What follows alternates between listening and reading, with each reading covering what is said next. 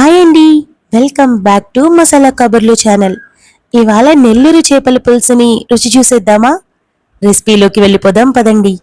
ముందుగా చేప ముక్కలు శుభ్రంగా కడిగి పక్కన పెట్టుకోవాలి. ఆ తర్వాత మెయిన్ ఇంగ్రీడియంట్ చింతపండు 200 గ్రాముల వరకు తీసుకొని నానబెట్టుకోవాలి. ఆ తరువాత 2 పెద్ద ఉల్లిపాయలు, 6 పండిన టమోటాలు సన్న ముక్కలుగా కట్ చేసి పెట్టుకోవాలి. వీటితో పాటు 2 రెబ్బలు కరివేపాకు కూడా. ఇక మన ఇళ్లల్లో చేపల పులుసు కోసం ప్రత్యేకంగా ఒక పెద్ద కడాయి ఉండనే ఉంటుంది కదా.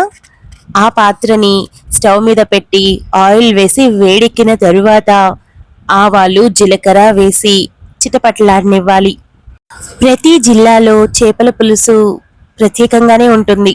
కానీ నెల్లూరు జిల్లాలో చేసే చేపల పులుసులో అల్లం వెల్లుల్లి ముద్ద అస్సలు వాడరు. నీచు వాసన వస్తుందేమో అనుకుంటారేమో, అస్సలు రాదు. అలా వచ్చే పని అయితే ఫేమస్ ఎలా అవుతుంది? అవ్వదు కదా. ఇకపోతే ఆవాలు జీలకర్ర బాగా చిటపట్లాడిన తరువాత ముందుగా తరిగి పెట్టుకున్న ఉల్లిపాయలు కరివేపాకు వేసి వేగనివ్వాలి. వేగిన తరువాత తరిగి పెట్టుకున్న టమాటా ముక్కలు కూడా వేసి మగ్గనివ్వాలి. ఇవి కలుపుకున్న తర్వాత ఈ క్రమంలోనే మనం ఉప్పు కారం పసుపు కూడా వేసుకోవాలి. పచ్చి వాసన పోవడానికి ముందుగా వేసుకుంటే చాలా చాలా టేస్ట్ ఉంటుంది. కనుక టమాటా ముక్కలు మగ్గేటప్పుడు కావాల్సినంత కారం కాస్త ఎక్కువే పడుతుంది. ఎందుకంటే పులుపు కూడా మనం చాలా ఎక్కువగా వేస్తాం కాబట్టి. దాంతోపాటు పసుపు కల్లుప్పు కూడా వేసి కలిపి మూత పెట్టి మగ్గనివ్వాలి. చాలా మందికి ఉన్న చిన్న అపోహ ఏంటంటే అంత చింతపండు వేస్తే పుల్లగా ఉండదా అని అనుకుంటారు. అస్సలు ఉండదండి. మనం వేసే పులుపుకి కారానికి సరిగ్గా బ్యాలెన్స్ అవుతుంది. చూడటానికి చేపల పులుసు చాలా సులువు, ఏముందిలే ఇంత ఈజీగా ఉంది చేసేయచ్చు అనుకుంటారు. కానీ అలా కాదు. చేతివాటం బాగా ఉండాలి. అదేనండి, ఉప్పు కారాలు సరిగ్గా పడాలి, లేదంటే కూర చెడిపోతుంది కూడా. ఇక టమాటాలు బాగా మగ్గిన తర్వాత బాగా స్మాష్ చేసుకొని గుజ్జులా మారిన తర్వాత దాని మీద ముందుగా మనం శుభ్రం చేసుకున్న చేప ముక్కల్ని అమర్చుకోవాలి. ఇక ఈ ముక్కల్ని మనం కూర పూర్తయి తినేటప్పుడు వేసుకునేంత వరకు కదిలించమన్నమాట. ఇక చింతపండు గుజ్జు 2 చిన్న కప్పులు తీసుకొని చిక్కగా తీసుకొని వేసుకోవాలి.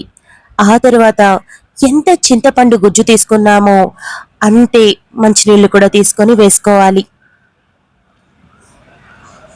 సమంగా తీసుకొని వేసుకొని మూత పెట్టేయాలి. అస్సలు కదిలించకూడదు. సరిగ్గా హై ఫ్లేమ్లో 10 నిమిషాలు ఉడికిన తర్వాత ఇదిగోండి టెక్స్చర్ ఇలా ఉంటుంది. ఈ టైంలో మనం పట్టుకొని అలా కదపాలి, కానీ గరిట అన్నది పెట్టడానికి లేదు. ఆ తర్వాత నెల్లూరు చేపల పులుసులో ప్రత్యేకమైంది మెయిన్ ఇంగ్రీడియంట్ ఏంటంటే మామిడికాయ. ఇది లేకపోతే అసలు చేపల కూరనే చేసుకోరు. సో అంత ఇంపార్టెంట్. ఇది ఆఖరి 10 నిమిషాలు ఉడికేటప్పుడు వేసుకొని కాస్తంత కలుపుకొని ఉప్పు కారాలు సరి చేసుకొని మూత పెట్టేయాలి.